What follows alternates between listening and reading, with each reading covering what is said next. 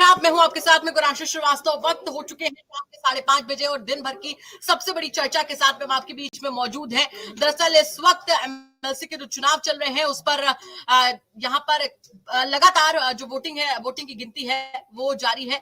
30 जनवरी को वोटिंग हुई थी और यूपी में विधान परिषद चुनाव के रिजल्ट आज घोषित कर दिए जाएंगे। कुछ वक्त बाद तक नतीजे आ जाएंगे। सुबह 8 बजे से करीब वोटिंग शुरू हो चुकी है।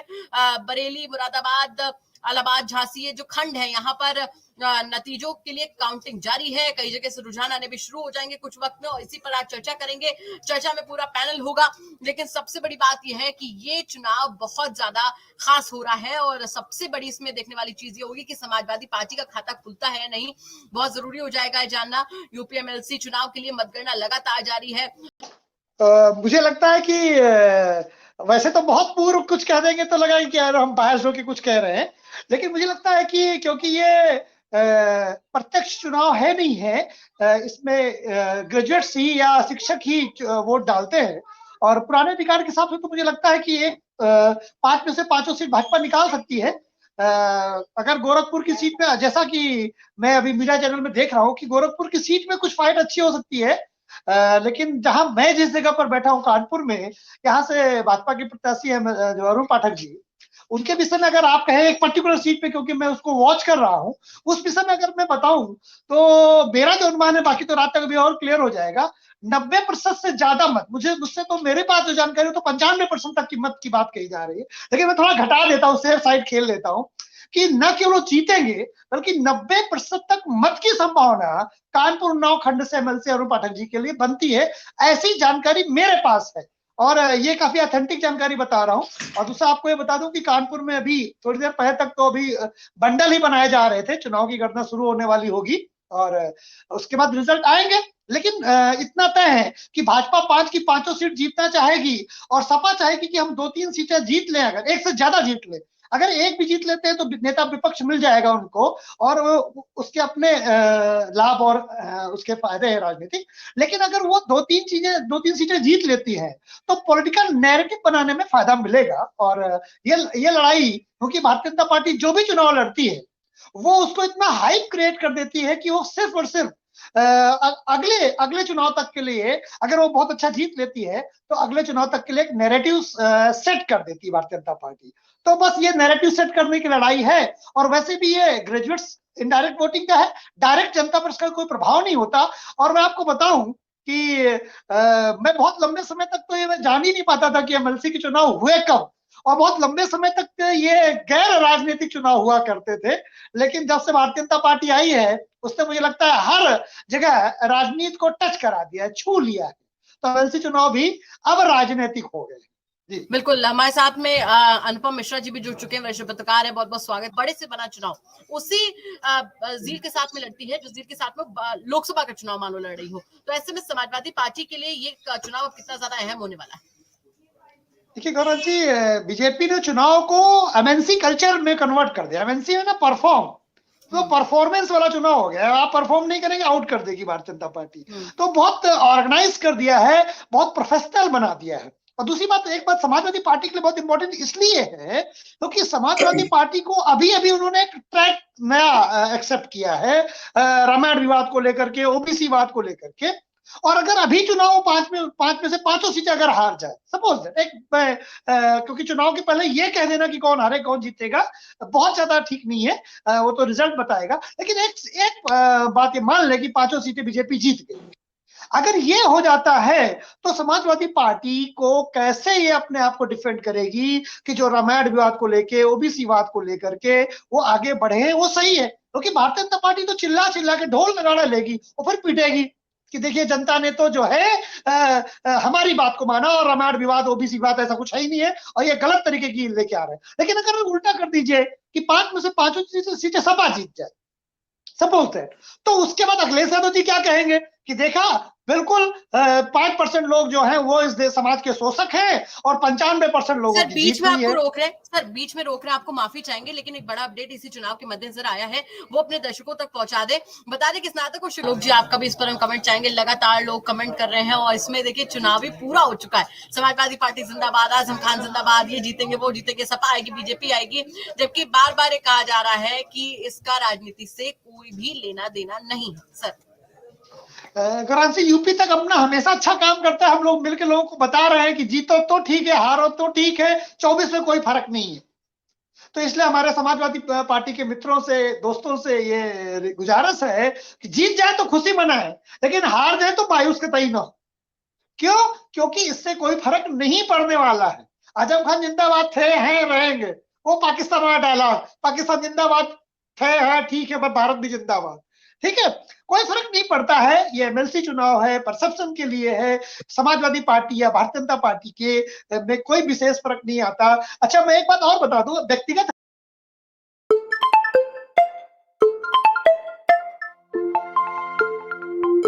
है, क्योंकि जहां निर्वाचन फॉर्म भरे जाते हैं, मेरी आईएएस के बच्चों को मैं पढ़ाता हूं, उसका जो संस्थान है, तो मैं फंस गया जाम में।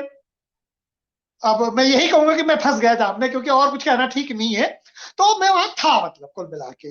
और आपको बताएं, ऐसा भौकाल था, जिसे भौकाल कहते हैं, डिप्टी सीएम और उसके साथ कानपुर के सारे भाजपा के विधायक, सारे सांसद, तिल रखने की जगह नहीं थी। 7 घंटे के आसपास जाम था। पूरा गंगा मैया से लेकर के कचहरी से लेकर डीएम में भरा पड़ा था। मैंने उस दिन इंस्टीट्यूट बंद रखा था और मैं फंस गया।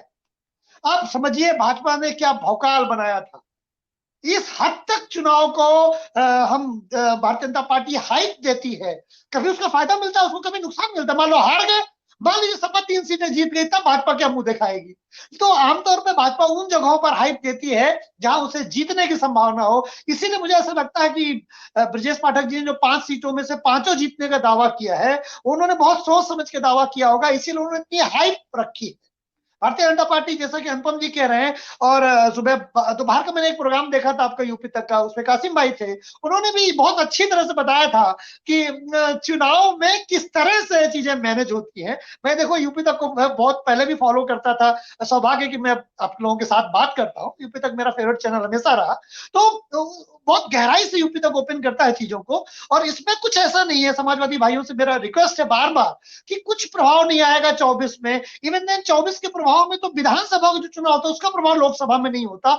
एमएलसी चुनाव का जो प्रभाव है वो लोकल बॉडीज के चुनाव में भी नहीं आने वाला है। ये चुनाव गैर राजनीतिक हमेशा रहा है गौरांशी। अब इसको राजनीतिक कर दिया गया है, वरना इस चुनाव को न्यूट्रल चुनाव, एक शब्द होता है बिल्कुल न्यूट्रल, नॉन पॉलिटिकल चुनाव है ये। इसमें अब पॉलिटिक्स आने लगी है, इसका कोई प्रभाव नहीं आने वाला है। हाँ, अब इसका प्रभाव बढ़ा चढ़ा के बताया जाएगा। समाजवादी पार्टी जीतेगी तो, और भारतीय जनता पार्टी जीतेगी तब तो मान लो पक्का है कि फिर बताया ही जाएगा। ठीक है, बिल्कुल। अच्छा, इसी बीच अपने दर्शकों से ये भी कह दें कि हम सिर्फ चुनावी चर्चा कर रहे हैं। आप ब्राह्मण, पंडित, जनरल कैटेगरी के सारे पैनल वाले बैठे हैं, ऐसा गौरांशी, मैं सोचता हूँ मैं अपना सरनेम हटा दूं, क्योंकि इससे बड़ा दिक्कत हो जाती है। मैं पांडे हटा देता हूँ तो मैं सुरक्षित ज्यादा रहूंगा। क्योंकि मेरे सरनेम को लेके बहुत जो है होता है। और गौरांशी, एक बात और बता दूं, मैंने 15 साल की उम्र में 15 साल की उम्र में अपना सरनेम त्याग दिया था। ये तो मैं पांडे लिखता हूं क्योंकि फिर वो दूसरी तरह की चीजें आने लगती हैं। ऑफिशियली मेरा नाम पांडे नहीं है। मैंने 15 साल की उम्र में जातिवाद को छोड़ने का निश्चय कर लिया। तो बिल्कुल अपने दर्शकों से मैं कहना चाहे कि हम बिल्कुल यहाँ पर चुनाव को लेकर ही चर्चा कर रहे हैं और हम उसी पर स्टिक हैं। तो अनुपम जी, एक चीज और है, देखिए कमेंट आया है, ये एक सवाल है कि 48 वोट उनको अब तक मिल चुके हैं। जी आप अपनी बात कहिए। जी सर। जी, एक्चुअली जो निर्दलीय आगे चल रहे हैं, वो बहुत उनकी पकड़ बहुत अच्छी है, और उनका आखिरी चुनाव मान उनका स्वास्थ्य बहुत खराब रहता है। तो ये एक बार जैसे मुलायम सिंह जी के लिए एक चुनाव था, उसी तरीके से, वैसा तो न कहें, लेकिन ये मतलब ऐसा है कि अब इनका आखिरी चुनाव इनको जिताया जाए। तो आप मान के चलिए कि जो निर्दलीय लड़ रहे हैं उनके प्रति इमेज अच्छी, उनकी पकड़ बहुत अच्छी है, और वो उनका आखिरी चुनाव है, तो मुझे लगता है कि वो जीते। शिक्षक वाले में उनकी बहुत प्यारी पकड़ है। जो मेरे पास जानकारी है। और जो ग्रेजुएट्स वाले में है उसमें कानपुर से जो अरुण पाठक जी है, उनके लिए वन साइडेड चुनाव होना चाहिए। 90% से मत से ज्यादा आप देखते हैं, मेरे पास जितनी खबर वो मैं आपको बता रहा हूँ, ये गलत भी हो सकती है। मेरे पास जो खबर है वो मैंने आपको आपके चैनल में उसे डिकोड किया है कि मेरे पास जानकारी तो ये है कि 90% तक कहो मत अरुण पाठक जी को मिले, ऐसी जानकारियां भी लोग कह रहे हैं। लेकिन हो सकता है वो अति उत्साही लोग हो सकते हैं, गलत भी हो सकता है। लेकिन एक बात की गारंटी है कि अरुण पाठक जी ने पिछले 6 साल में शायद एक दिन भी रेस्ट ना किया हो। कोविड के दौरान भी वो लोगों के लिए उपस्थित थे, उनको 2-2 बार कोविड हुआ है, लेकिन वो जनता के लिए उपस्थित थे। मैं व्यक्तिगत रूप से नहीं कह रहा हूं कि उन्हें मैं जानता हूं व्यक्तिगत रूप से, और फिर लोग कहने लगे पाठक पांडे की रिश्तेदारी है, ऐसा नहीं है। वाकई इस शहर में हूं, मैं लोकल हूं, मैंने उनके श्रम को देखा है, उनकी मेहनत को देखा है। मैं इसलिए कह रहा हूं कि उनके जीतने में मुझे कानपुर का एक अपडेट और भी आपसे जानना चाहेंगे। लाल रंग के बैलेट पेपर को लेकर जो बवाल हुआ उस पर आपसे जानकारी चाहेंगे। एक्चुअली अब देखिए, बवाल का तो मैटर ये है ना कि मैंने कहा ना कि जब भी विपक्ष होता है, कोई भी हो, बीजेपी होती तो वो बवाल करती, विपक्ष होता है तो उसे कमियां निकालनी है, उसका उद्देश्य एक ही है कमियां। अब वो क्यों आगे जांच का विषय की बात है, लेकिन ऐसा नहीं होना चाहिए था, क्योंकि एक भी उंगली अगर उठती है किसी तरह के मैटर पर तो वो पूरे के पूरे चुनाव पर प्रश्न लगा देती है। लेकिन ऐसा कोई चुनाव है, आपने देखा उत्तर प्रदेश का जब चुनाव हुआ था तो अखिलेश जी ने फिर कह दिया था कि एमएलसी उस चुनाव में बेईमानी हुई है और वो ईवीएम पकड़ी गई, और वो करते हुए उस समय भी मैंने एक चैनल पे कहा था कि असंभव है बेईमानी करना, बहुत सारे पहरों में रहता है। जैसे अभी अनुपम भाई हमारे कह रहे थे कि अब तो बैलेट से चुनाव है, अब एक दूसरे कलर का बैलेट निकल आया, क्या अगर ये मात्रा ज्यादा होती तो मैं मान सकता था कि कुछ चीजें ठीक है, गड़बड़ हो गया, कैसे आया, क्या प्रिंटिंग में, क्योंकि बहुत बार प्रिंटिंग में, अब जैसे मैं ये कहूंगा तो फिर कहेगा लोग भाजपा का पक्ष ले रहे हैं। मैं आपको न्यूट्रल बताने की कोशिश कर रहा हूं कि बहुत बार प्रिंटिंग में गड़बड़ियां हो जाती है। आपको याद होगा या लोग जानते होंगे कि पूरी मतपेटियां लूट ली जाती थी, बदल दी जाती थी जब विधानसभा और लोकसभा के चुनाव हुआ करते थे। उसकी तुलना में ये चीजें ज्यादा बेहतर है। हमारा लोकतंत्र जैसे से मजबूत होगा वैसे वैसे चीजें और बेहतर की तरफ जाएंगी। लेकिन हाँ, ये जो बैलेट पेपर का कलर बदल गया है और इसको लेकर के जो खबरें आ रही हैं, ये खबरें ना आती तो अच्छा होता। मैं बिल्कुल। और अनुपम जी, ये सवाल से ज्यादा जानकारी अपने दर्शकों को बता दें। इलाहाबाद से आते हैं हमारे अनुपम जी, तो इसी बीच अपडेट ये आ रहा है कि इलाहाबाद झांसी खंड, ये जो कानपुर में जो ग्रेजुएट सीट है, सॉरी शिक्षक वाली, इसके लिए मैं पहले कह चुका हूं कि इसमें बीजेपी से कैंडिडेट का जो चयन है वो गलत हो गया था। वो जो बंदे निर्दलीय हैं उनके लिए एक आखिरी चुनाव के रूप में उन्होंने प्रचारित किया है। और ये बात बहुत पहले से कानपुर लोकल के लोग जानते थे कि जो ग्रेजुएट वाला चुनाव है वो भारतीय जनता पार्टी हार सकती है या हारने जा रही है। सॉरी, ग्रेजुएट वाला नहीं, टीचर्स वाला। ग्रेजुएट वाला अरुण पाठक जी जीतेंगे, अभी जब आप खुलेगा आपके सामने उसका रिजल्ट दिखाई देगा। लेकिन टीचर्स वाले में उनसे गलती हो गई कैंडिडेट सिलेक्शन में। उनके बाद जो भी मजबूरी रही हो या जो भी जानकारी रही हो, जो व्यक्ति निर्दलीय थे उन्होंने कोशिश की थी भाजपा से टिकट मिलने की, जब उन्हें नहीं मिली तो उन्होंने निर्दलीय चुनाव लड़ा और वो जीतेंगे, क्योंकि उनकी पकड़, जैसा कि हम बार बार यूपी तक बार बार बता रहा है कि इसमें जो पकड़ है, गुट है, वो बहुत मायने रखता है। और टीचर्स के लिए उन्होंने बहुत संघर्ष किया है, उनका स्वास्थ्य बहुत खराब रहता है और उनको ट्रिब्यूट करने के लिए एक तरह से कि बस अब आखिरी चुनाव है, सारे टीचर्स उन्हीं की तरफ झुक गए हैं, इसलिए वो जीतेंगे। इसमें कोई सरप्राइज होने वाली बात फैक्टर क्या है? फैक्टर क्या है? उम्र का फैक्टर, यहाँ पर फैक्टर ये है कि एक इमोशनल फैक्टर है या फिर वाकई काम का भी एक फैक्टर रहेगा? तीनों गौरव सिंह, उम्र का फैक्टर भी है कि इसके बाद चुनाव नहीं लड़ पाएंगे, स्वास्थ्य बहुत खराब रहता है उनका, एक कारण। दूसरा, उन्होंने बहुत काम किया है शिक्षकों के लिए और लड़े हैं, संघर्ष किया है शिक्षकों के लिए। एक दिन मैं कॉलेज में बैठा था, कॉलेज के शिक्षकों प्रोफेसर के बीच में भी, मेरे घर के पास में एक कॉलेज है, मैं वहां प्रोफेसर के बीच में ही बैठा था। तो वो मैं आपको वो बात बता रहा हूँ बिल्कुल जो उन लोगों के बीच की बात है। इसलिए उसी दिन मुझे लग गया था कि भारतीय जनता पार्टी से सिलेक्शन, कैंडिडेट सिलेक्शन में थोड़ी सी गलती हो गई। जिस कैंडिडेट का चुनाव किया है उनकी तुलना में बहुत हल्के कैंडिडेट थे और वो तो फाइट देने की स्थिति में नहीं है। और देखिए, जो काउंटिंग हो रही है उस काउंटिंग में वो चीजें दिखाई भी दे रही है। जो मेरे पास खबर 10 दिन पहले, तो चुनाव के पहले, तब जब चुनाव की भूमिका बननी शुरू हो गई थी, तब मेरे पास खबर आ गई थी कि कैंडिडेट का सिलेक्शन गलत हो गया भारतीय जनता पार्टी से और निर्दलीय वाला व्यक्ति जीते, क्योंकि उन्होंने बहुत काम किया है। ये मेरे पास व्यक्तिगत जानकारी है गौरव। बिल्कुल। अच्छा, एक बात और भी आपसे जानना चाहेंगे, उसके बाद अनुपम जी का रुख करेंगे। कानपुर में ही इतना बवाल क्यों? लाल बैलेट पेपर को लेकर वहां पर ज्यादा आप देखिए कि हर एक मेज पर माइक्रो ऑब्जर्वर की तैनाती की गई है। ये तमाम चीजें कानपुर में देखने को मिल रही है। सर क्या बात है, कानपुर हर चीज बड़ा मशहूर है। कानपुर में सपा मजबूत भी है ना, 2 विधायक भी हैं उसके, हालांकि एक विधायक जेल में, लेकिन कानपुर में एक उसका सपा का आधार वोट बैंक है और बड़ा मजबूत है। बीजेपी से पार्टी को 2 विधायक सपा लेके गई सीसामऊ विधानसभा का भी, और उसमें उनके प्रदेश अध्यक्ष सलिल बिश्नोई जी भी चुनाव लड़े थे। इन लोगों को, सारे नेताओं को, जो सपा के हो या भाजपा के हो, व्यक्तिगत रूप से मैं जानता हूँ, आना जाना है, इंस्टीट्यूट आते हैं या मैं उनके घर जाता हूँ, सारे सारे। इरफान जी बिल्कुल मेरे घर के बगल में रहते हैं। बहुत सरल भाषा में हम इसका जवाब लेना चाहेंगे आलोक जी, क्योंकि देखिए लोगों में कंफ्यूजन बहुत है। आप एक्सपेक्ट नहीं कर सकते कि सबको इसकी चुनावी बारीकियां जो है वो पता हो। तो ऐसे में सवाल ये उठता है उनके लिए कि इस चुनाव से उनके जीवन पर क्या असर पड़ेगा, क्योंकि चुनाव मतलब उन्हें लगता है कि उनकी जरूरतों के हिसाब से चुनाव है, एमएलसी का चुनाव, विधानसभा चुनाव, लोकसभा चुनाव, इसके अलावा ये चुनाव उनके जीवन में कैसे असर डालेगा? देखिए गौरांशी, एमएलसी भी एक सदन है, और जो एमएलसी होता है वो विधायक के बराबर ही, जो नॉर्मल जो एमएलए होता है उसके बराबर के अधिकार रखता है। वित्त विधेयक को छोड़ करके, मनी बिल को छोड़ करके, बाकी दोनों सदनों से बिल पारित होना जरूरी होता है। यानी मनी बिल को छोड़ करके, मनी बिल में ना तो राज्यसभा के पास अधिकार होता है, ना विधान परिषद के पास अधिकार होता है कि उसे रोक सके, 14 दिन के लिए डिले कर सके। क्योंकि माना गया था कि जब ये रखा गया था, बौद्धिक लोगों का एक ग्रुप वो बनाया गया था, पार्ट बनाया गया था, एक हिस्सा बनाया गया था, तो माना गया था कि पैसे वाले मैटर में अपर हाउस का कोई हस्तक्षेप नहीं होना चाहिए। सरकार सुचारू रूप से अपने सदन को चला सके, अपनी आर्थिक जरूरतों को पूरी कर सके। बाकी सारे मैटर में बराबर का हक दिया गया।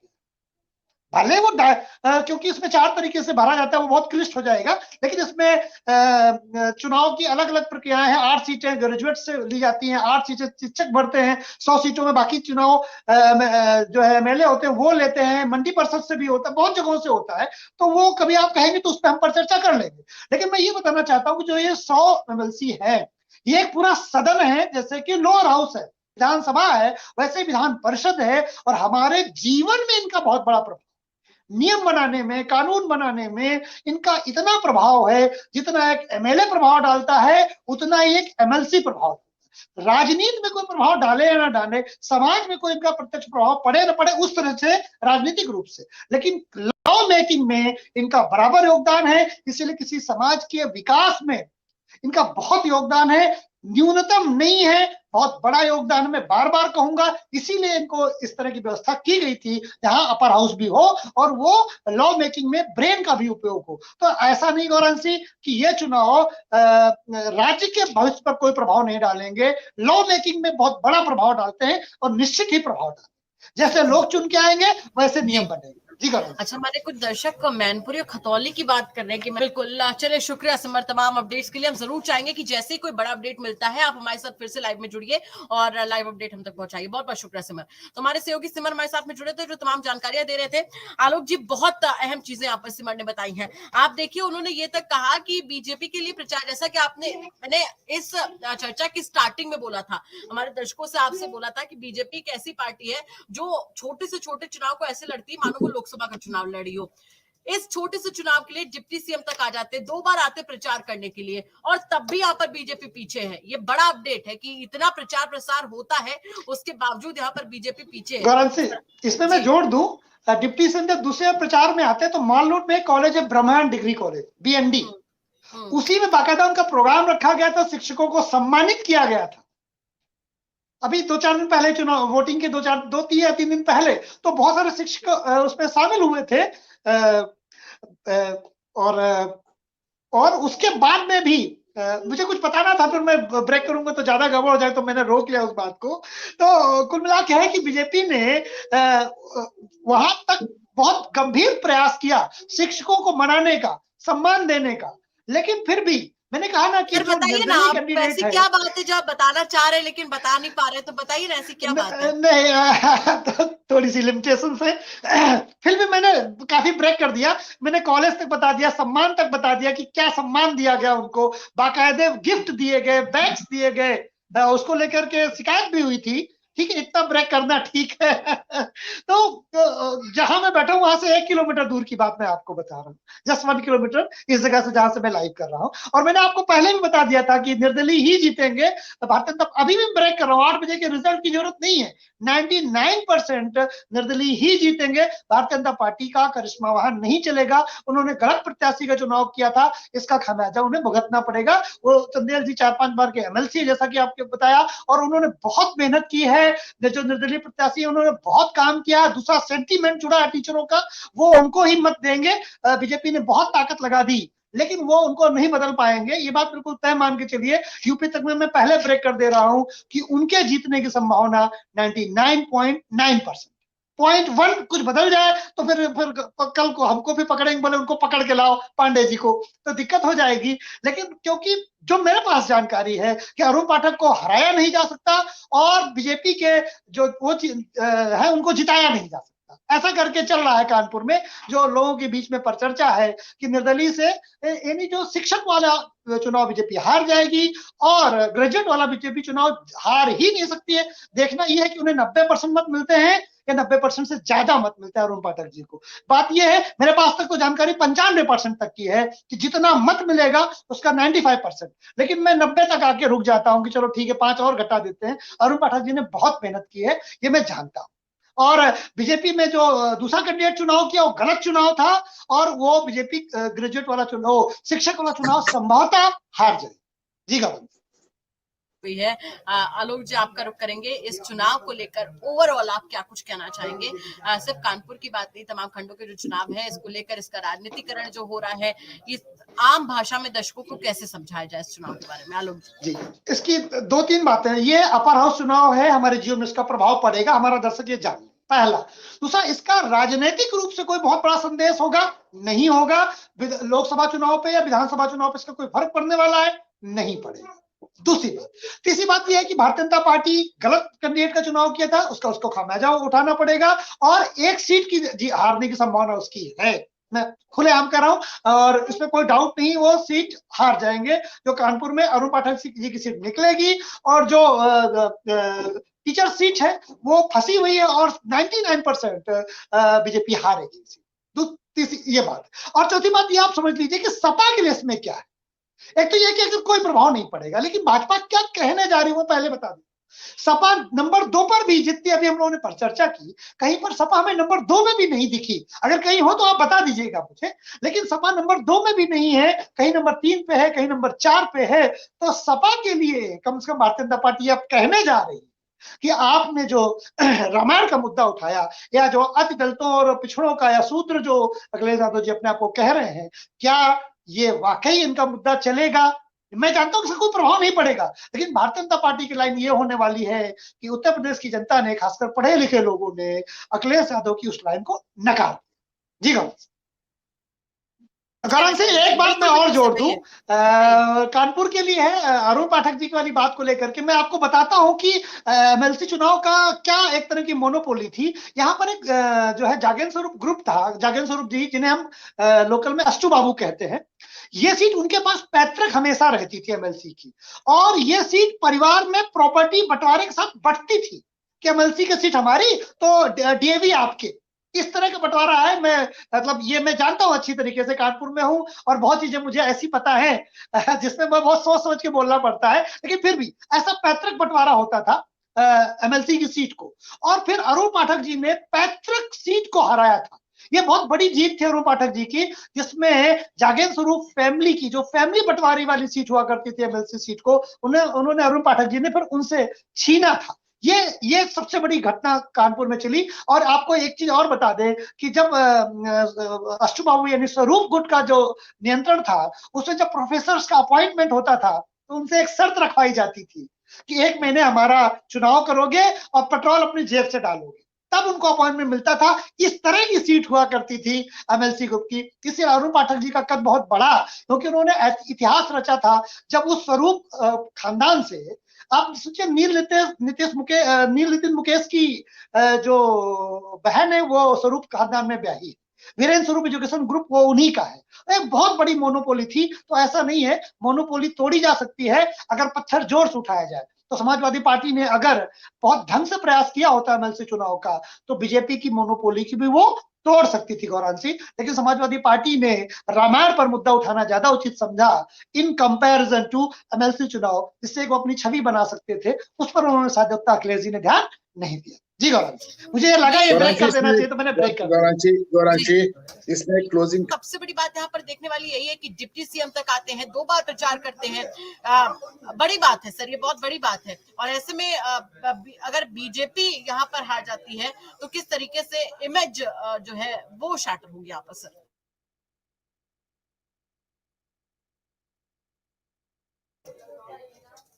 जी गौरांशी, मैं आ गया हूँ। मैं अगर आपकी अनुमति हो तो मैं बोल दूं। जी बिल्कुल सर, बिल्कुल। गौरव देखो, एक बात समझ लो, कानपुर में तो बीजेपी की इमेज तो डेंट होगी।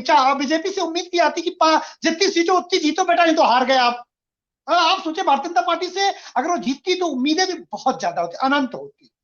लोकतंत्र में ये नहीं हो सकता ना कि सब आप जीत ले, ऐसा संभव ही नहीं है। वो तो बचपन में हम क्रिकेट खेलते थे, उसमें होता था कि हमारा बैट हमारा बॉल तो जीतेंगे हम, लेकिन राजनीति में तो संभव नहीं है ना। ठीक है, गौरव से अनुपम जी इतनी बढ़िया बात कहते हैं कि हमें कुछ जोड़ना ही पड़ता है। अब आप समझिए, एमएलसी के चुनाव को वाकई कोई नहीं, बीजेपी के एक एमएलसी सलील बिश्नोई जी 2 बार के विधायक, मेरे पे एमएलसी भी, एक दिन बैठे बात हो रही थी उनके घर पे ही, तो मुझे वहां पर एक चिंतन आया। आप सोचिए, हमारे संविधान निर्माताओं ने पढ़े लिखों को क्या वेटेज दिया था। उत्तर प्रदेश में 400 से ज्यादा विधायक है लोअर हाउस में, लेकिन अपर हाउस में 100 है, 1:4। एक के एमएलसी के बराबर में 4 विधायक, ये है वेटेज हमारे संविधान निर्माताओं का। हमने उसको खाना पूर्ति बना दिया, हमने उसे गड़बड़ कर दिया, ये अलग बात है। लेकिन हमारे संविधान निर्माताओं ने पढ़े लिखों को, मस्तिष्क को कितना वजन दिया था, कितनी वैल्यू दी थी कि जहां 4 विधायक चुने जाएंगे उसमें एक एमएलसी चुना जाएगा। लेकिन होना ये चाहिए, जैसे अनुपम सर कह रहे हैं, कि जितने ग्रेजुएट है ऑटोमेटिक वो वोटर बन जाए। फिर जब चुनाव होगा तब मजा आएगा। ग्रेजुएट हुए, अपने वोटर लिस्ट में आपका नाम चला गया। अच्छा गौरांशी, ऑटोमेटिक वोटर बनने की बात कह रहे हैं आलोक जी। ऑटोमेटिक वोटर बनना तो बड़ी दूर की बात है। हकीकत ये कि आप जाके अपने आप को वोटर के रूप में रजिस्टर करवा लीजिए तो आपका नाम कटवा दिया जाता है। जिस समय ये वोटर लिस्ट पब्लिश होने जाती है तो प्रेस से आपका नाम कट जाता है। आप सोचिए इस पे किस कदर इस चुनाव पे माफिया आ गई। जब तक किसी गुट का हाथ आपकी पीठ पर ना हो, आपका वोटर बनना मुश्किल है। गौरांशी, मतलब क्या तमाशा बना है। आलोक जी से जरूर इसका जवाब चाहिए कि वोटर है इसके। सर आपसे जवाब ले इससे पहले एक अपडेट है, तो इनसे आलोक जी से ये पूछा जाना चाहिए कि किस गुट का हाथ अपने पीठ पे रखवा के वोटर बने। चलिए इसका जवाब बिल्कुल लेंगे, बस एक अपडेट आपको दे देते हैं। अब ये कहना कि हम किस गुट से हैं बहुत गड़बड़ हो जाएगा लाइव में कहने में, लोग हमें फिर कर आएंगे पकड़ के। ठीक, ये बात सच है। मैं ये बिल्कुल ओपन कर देता हूं कि मेरे पाँव में मतलब पसीना आ गया था अपने आप को किसी एक मतलब इस वोटर लिस्ट में अपना और अपने पत्नी का नाम रखवाने में। दोनों का नाम मैंने रखवाया, लेकिन एक बात मैं बिल्कुल गारंटी से कहता हूं कि मेरे पैर में पसीना आ गया था अपना नाम ग्रेजुएट वो मेरी तमन्ना थी कि मेरा नाम वोटर लिस्ट में आए और मेरी पत्नी का नाम वोटर लिस्ट में आए। और मेरे पाँव में छाले तो नहीं कहेंगे, लेकिन पैरों में पसीना आ गया था। अब अगर कहोगे, आप दोनों लोग बड़े हो तो अनुपम जी बड़े भाई हमारे, आप पत्रकार अगर कहोगे तो गुट भी ओपन कर देंगे, लेकिन कहो तो बचा ले उस बात को। गुट नहीं, वो तो एक ऐसे ही एक लाइटर टोन में कही हुई बात थी आलोक जी। और गौरांशी, 1.5 घंटे से प्रोग्राम चल रहा है, मैं अब छोड़ना चाहूंगा। लेकिन अब मैं भी लूंगा, मैं 30 सेकंड और ले लूं। आप 30 सेकंड नहीं, हम आपको भी 30 मिनट तक रोक के रखेंगे। आप जी, मैं सिर्फ ये कह रहा हूँ कि यूपी तक को बधाई है। आज यूपी तक न्यूज चैनल नहीं रहा, मुझे टीचर वाली फीलिंग आ रही थी आज करने में, क्योंकि लोगों की इतनी जिज्ञासाएं रही और मुझे लगा कि मैं अपने स्टूडेंट को पढ़ा रहा हूँ, तो ऐसी फील आई। और यूपी तक इसके लिए दिल से बधाई है कि आपने उन लोगों के प्रश्नों को उठाया, उन लोगों की आवाज को उठाया, और मैं उनके प्रश्नों को कुछ हद तक न्यूट्रल होकर के मैं उनका उत्तर दे पाया, उनकी जिज्ञासा को शांत कर पाया। और इस बात के लिए मैं आपको और यूपी तक को बधाई देना चाहता हूँ। ये बात रही जा रही थी, वाकई दिल से बधाई, उसके लिए बहुत बहुत धन्यवाद। सर बहुत बहुत शुक्रिया। ये आप लोगों का प्यार ही है जो यूपी तक को इस मुकाम पर पहुंचा रखा है। सर इसी बीच गोरखपुर से एक अपडेट आया है, वो भी अपने दर्शकों को बता दे। गोरखपुर से जो अपडेट हमारे सामने आ रहा है वो ये है कि एमएलसी चुनाव की मतगणना में गड्डी का बंडल बनकर तैयार है, कुछ ही देर में यहाँ पर काउंटिंग शुरू होगी। तो ये यहाँ पर एक अपडेट सामने आ रहा है। सर गोरखपुर की बात कर ली जाए तो काउंटिंग शुरू होने वाली है। झांसी और प्रयागराज वाले खंड की बात कर ली जाए तो बीजेपी आगे चल रही है। बीजेपी से यहाँ क्या गलती हो गई सर? आपके कानपुर में क्या गलती हो गई कि आप मैंने बता दिया था। बार बार आपसे यही सवाल इसलिए हो रहा है, सवाल इसलिए हो रहा है क्योंकि हर जगह बीजेपी आ गई, यहाँ पर बीजेपी कहाँ से पीछे रह गई, क्या गलती यहाँ पर? एक तो कैंडिडेट गलत चुना गया, दूसरा जो निर्दलीय है वो 5 बार से एमएलसी है। तो आप सोचो कितने सीनियर है और उनका स्वास्थ्य भी ठीक नहीं रहता। दूसरा टीचरों को उन्होंने बहुत किया है। तो यहाँ पर चुनाव केवल पार्टी आधार पर नहीं होता। शिक्षक की मदद करता, शिक्षकों के नेता हैं, बहुत लंबे समय से लोगों के लिए 30 साल से वो एमएलसी हैं, उनको हराना, मतलब आप सोचिए बीजेपी उन्हीं को कैंडिडेट बना देती, जीत जाते। आपने गलत कैंडिडेट चुना। तो कभी कभी जब हम बार बार जीतते रहते हैं तो हमें लगता है कि हम अहम ब्रह्मास्त्र। तो जब स्वयं को ब्रह्मा होने की गलतफहमी जिसको हो जाएगी उसको नुकसान उठाना पड़ेगा। चांद में भी दाग होता है। तो बीजेपी की ये जो हार होगी, अगर हार होगी, मुझे लगता है हार जाएगी, तो चांद में दाग की तरह होगी ये हार। आप मान के चलिए कि जो कानपुर से या उन्नाव प्रखंड से जो शिक्षकों वाला जो टीचर्स का